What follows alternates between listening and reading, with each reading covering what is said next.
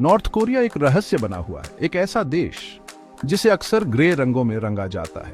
उसकी न्यूक्लियर महत्वाकांक्षाओं और आक्रामक बयानबाजी ने दुनिया को चिंता में डाल दिया है। फिर भी इस वैश्विक तनाव के बीच एक रिश्ता अपनी अप्रत्याशित गर्मजोशी के लिए जाना जाता है, नॉर्थ कोरिया का भारत के साथ संबंध। जबकि प्योंगयांग का संयुक्त राज्य अमेरिका, जापान और यहां तक कि उसके पड़ोसी दक्षिण कोरिया से टकराव हुआ है, उसने लगातार नई दिल्ली के साथ सौहार्दपूर्ण संबंध बनाए रखे हैं। ये दिलचस्प डायनामिक एक महत्वपूर्ण सवाल उठाता है, भारत एक उभरती हुई वैश्विक शक्ति नॉर्थ कोरिया के निशाने से बाहर क्यों रहा है?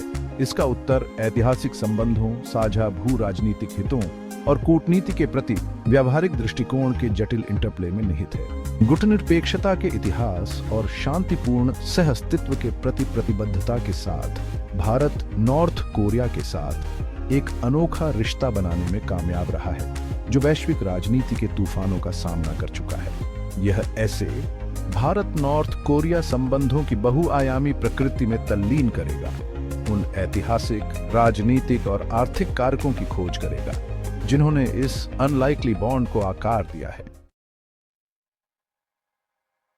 भारत और नॉर्थ कोरिया के बीच दोस्ती के बीज शीत युद्ध के दौरान बोए गए थे। औपनिवेशिक शासन से नए नए स्वतंत्र हुए दोनों देशों ने साम्राज्यवाद के खिलाफ अपने साझा संघर्ष और अधिक न्यायसंगत विश्व व्यवस्था की खोज में कॉमन ग्राउंड पाया। भारत के पहले प्रधानमंत्री जवाहरलाल नेहरू ने गुटनिरपेक्ष आंदोलन को आगे बढ़ाया, जो नए उपनिवेशवाद से मुक्त राष्ट्रों के लिए महाशक्तियों से अपनी स्वतंत्रता का दावा करने के लिए एक मंच था। किम इल सुंग के नेतृत्व में नॉर्थ कोरिया ने इस विचारधारा में अपना प्रतिबिंब पाया, खुद को आंदोलन के साथ जोड़ा और भारत के साथ घनिष्ठ संबंध बनाए। उपनिवेशवाद विरोधी इस साझा इतिहास ने आपसी सम्मान और समझ से चिह्नित रिश्ते की नींव रखी। भारत ने नॉर्थ कोरिया को केवल उसके परमाणु कार्यक्रम के नजरिए से नहीं, बल्कि विश्व पटल पर अपनी जगह बनाने के लिए संघर्ष कर रहे राष्ट्र के रूप में देखा। इस सूक्ष्म दृष्टिकोण ने भारत को नॉर्थ कोरिया के साथ रचनात्मक रूप से जुड़ने की अनुमति दी, तब भी जब उनके विचार अलग अलग थे। दशकों से भारत और नॉर्थ कोरिया ने निरंतर राजनयिक जुड़ाव के माध्यम से अपने संबंधों का पोषण किया है। इन संबंधों को मजबूत करने में उच्च स्तरीय यात्राओं का महत्वपूर्ण योगदान रहा है।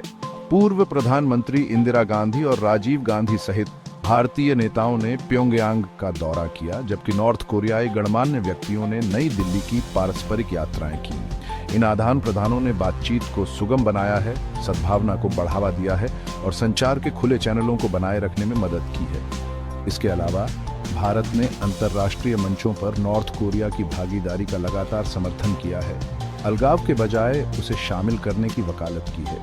यह दृष्टिकोण अंतर्राष्ट्रीय विवादों को दूर करने के सबसे प्रभावी साधन के रूप में बातचीत और कूटनीति में भारत के विश्वास से उपजा है। भाग 4, परमाणु पड़ोसी, एक साझा समझ। भारत की परमाणु नीति ने भी नॉर्थ कोरिया के साथ उसके संबंधों को आकार देने में भूमिका निभाई है। खुद एक परमाणु हथियार संपन्न राष्ट्र होने के नाते भारत उन सुरक्षा चिंताओं को समझता है जो नॉर्थ कोरिया की परमाणु हथियारों की खोज को प्रेरित करती है। जबकि भारत ने कोरियाई प्रायद्वीप पर लगातार परमाणु निरस्त्रीकरण का आह्वान किया है, उसने निंदा या धमकियों का सहारा लिए बिना ऐसा किया है। भारत का पहले इस्तेमाल न करने का परमाणु सिद्धांत, जो वचन देता है कि भारत परमाणु हथियारों का उपयोग करने वाला पहला देश नहीं होगा, नॉर्थ कोरिया के साथ प्रतिध्वनित हुआ है। जिम्मेदार और गैर धमकी भरी मानी जाने वाली इस नीति ने नॉर्थ कोरिया की कुछ सुरक्षा आशंकाओं को कम करने में मदद की है, जिससे आपसी विश्वास की एक हद तक वृद्धि हुई है। भाग 5, आर्थिक सहयोग, मदद का हाथ। राजनीतिक दायरे से परे भारत और नॉर्थ कोरिया ने आर्थिक सहयोग को भी बढ़ावा दिया है। हालांकि व्यापार की मात्रा मामूली बनी हुई है, भारत ने नॉर्थ कोरिया को लगातार आर्थिक सहायता प्रदान की है, खासकर संकट के समय में खाद्य सहायता के रूप में।